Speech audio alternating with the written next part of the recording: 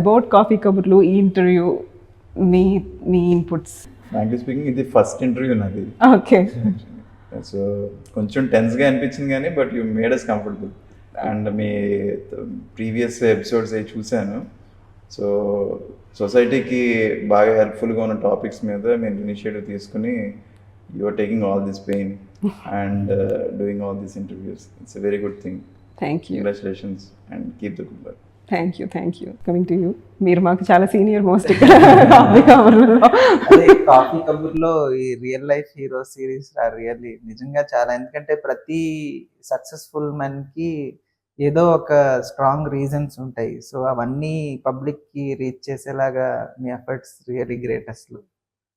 అంటే each tip will be helpful to everyone. Thank you.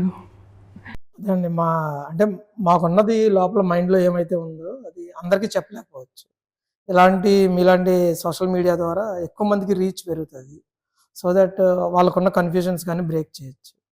So ఇది reach పెరిగితే మా లోపల రియల్ ఇంటెన్షన్స్ ఏంటి, వాట్ ఎవర్ అంటే వాళ్ళకున్న అపోహలు కానీ మిస్కాన్సెప్షన్స్ అవి కూడా బ్రేక్ చేయడానికి ఇది చాలా హెల్ప్ఫుల్ అవుతుందండి.